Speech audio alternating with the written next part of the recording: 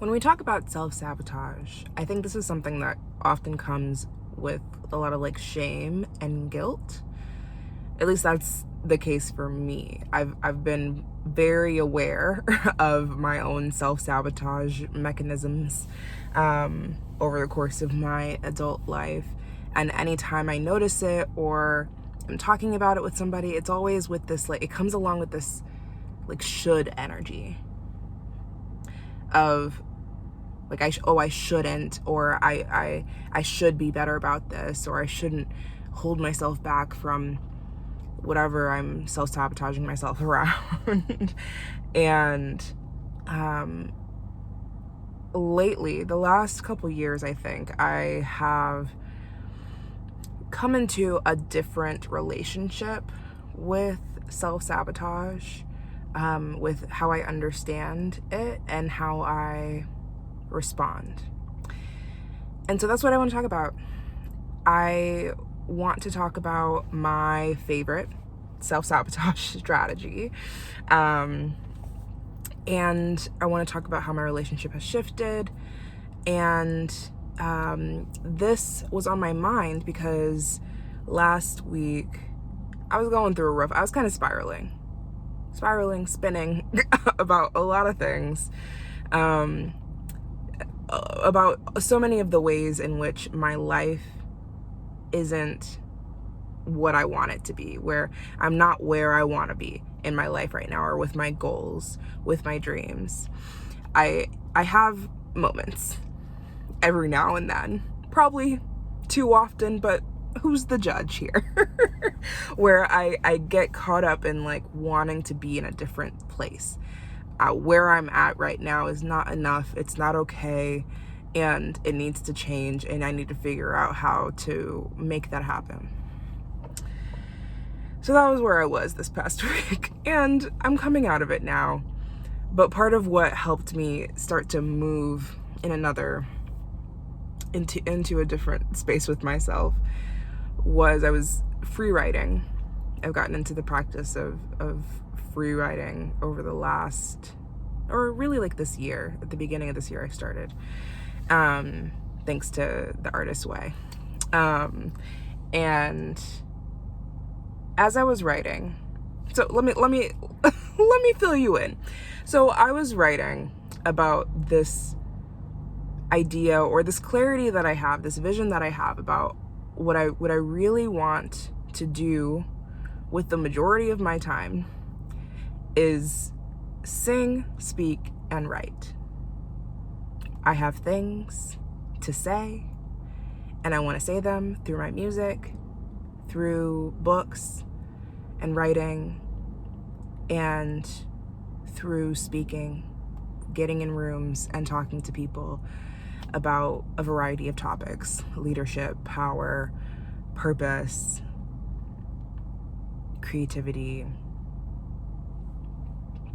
I'm available for it all.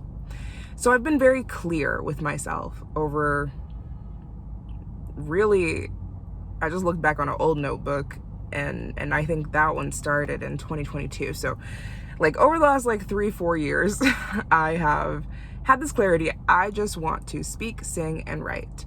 And I have been trying to figure out how to move myself into that place, how to take where I'm at now, where a majority of my time is spent in my business, teaching, which is a segment of speaking, but it's not quite the same.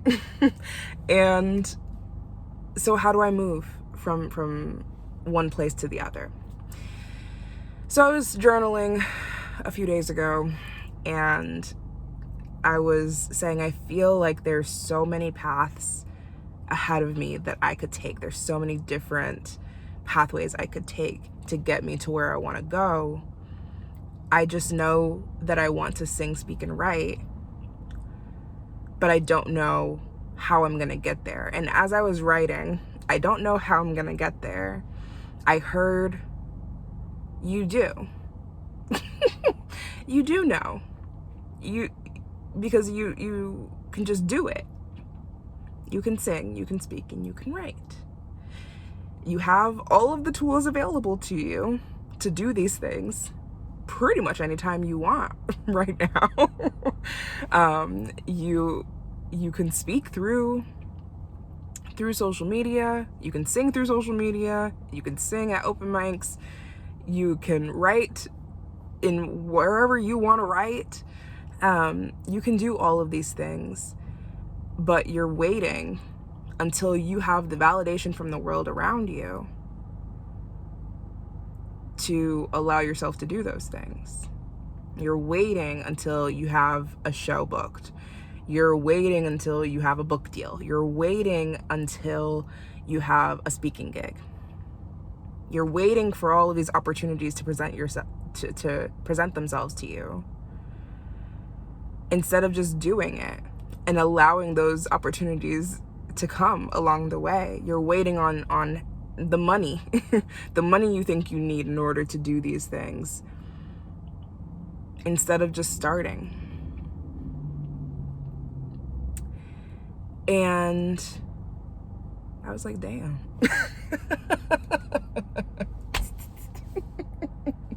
This is what happens when I free write. My experience of free writing is that it's a way to connect with divine wisdom and insight. And whether it's my higher self or God, ancestors, whomever. Thank you. So that got me thinking about, yes, this is my pattern. This is my pattern. So my favorite self-sabotage strategy is to create expectations of myself that are too much, that are too big, outside of the scope of where I am at right now, or what I have available to me, outside of the scope of my capacity. And then, so I create this expectation, and then when I'm not able to meet that expectation, then I judge myself.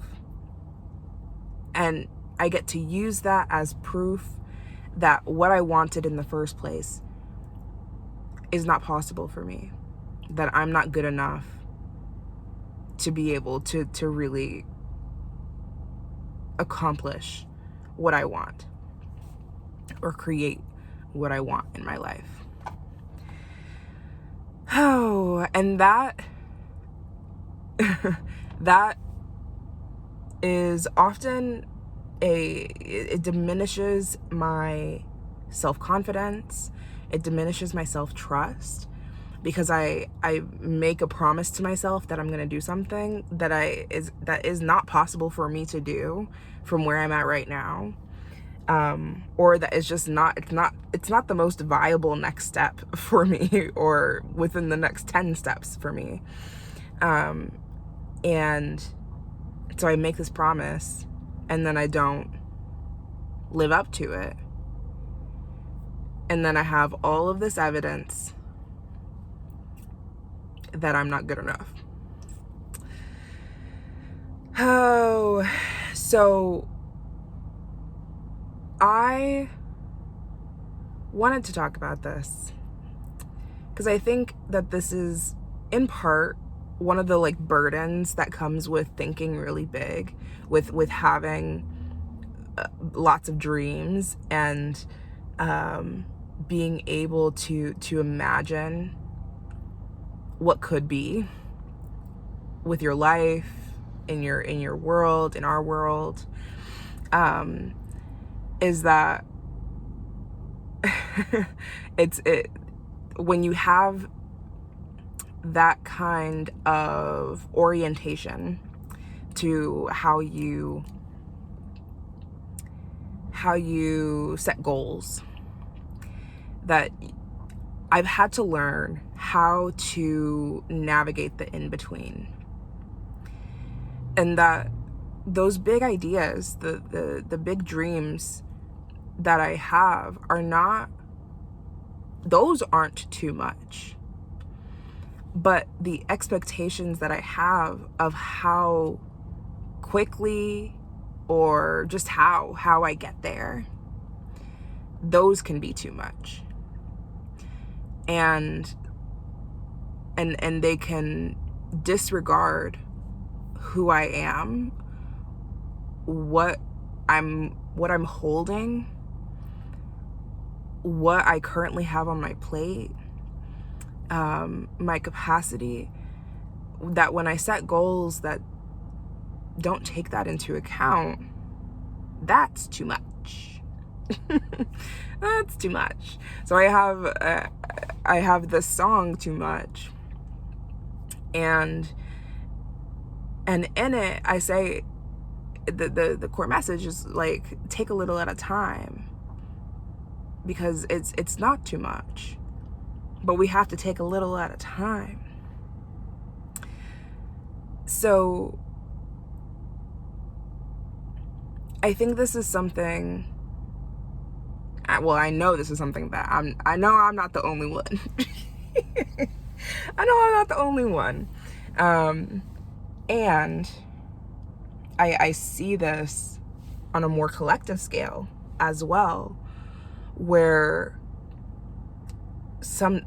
we swing from doing the absolute most to doing nothing when it comes to collective issues that we're facing. And I think a lot of that, of course, is like a stress is a stress response. I don't want to say trauma response. Sometimes it can be, but we're driven by the stimulus in front of us, the events, the injustices that are in front of us, and we are driven into motion to take action in service of something different, in service of stopping the injustice, in service of creating something new. But I think it's also, I think what can serve us personally and collectively is managing our expectations. Managing the expectations that we have of ourselves. I've gone through enough waves of big attention and energy toward a specific issue, a specific injustice, and then a lull. I've gone through enough waves of that to know that there will be another wave. And while life matters, injustice matters, and in the moment, I do believe we have a responsibility to show up in the ways that we best can for the world that we want. And that doesn't mean that we expect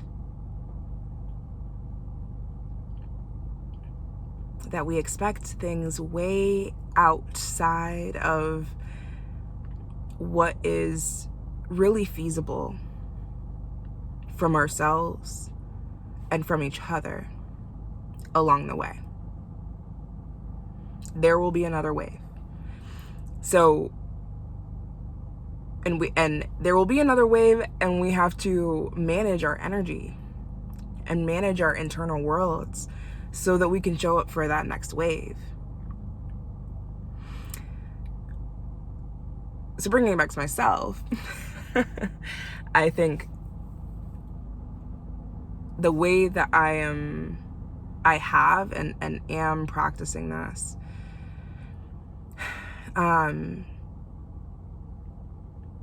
is practicing holding that the dreams, the desires, the vision of what can be, that is possible. That is not too much. And I am only capable of so much from where I'm at right now with what I have available to me. I am only capable of so much right now to put towards that vision. And can I let that be enough? Can I let that, can I hold the necessity, the beauty, and the power of what I am able to do right now? And trust that the steps that I take, though they may seem small, are moving me in the direction of that dream.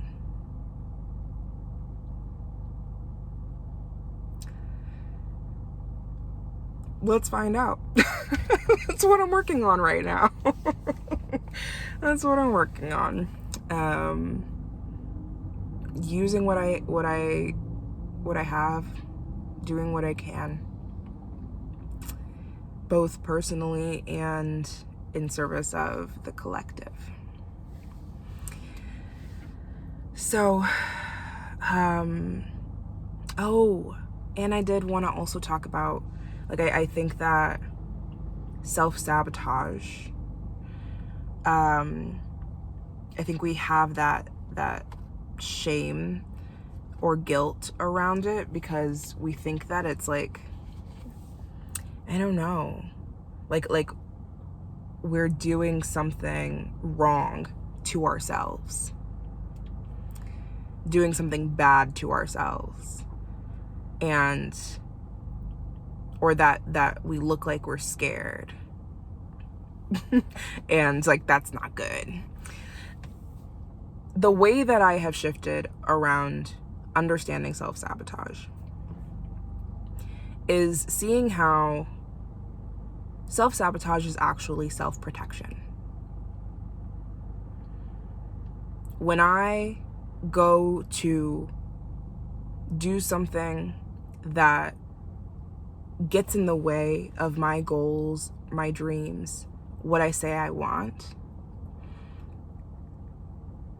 I am not doing that to try to necessarily hurt myself.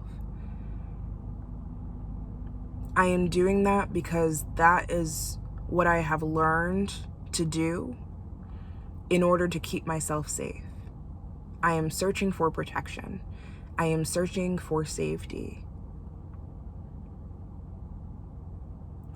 So the shift that I have had around self-sabotage is that when I notice it, then it's looking at, right, that makes sense. It makes sense that I would get in the way of this dream, of this goal.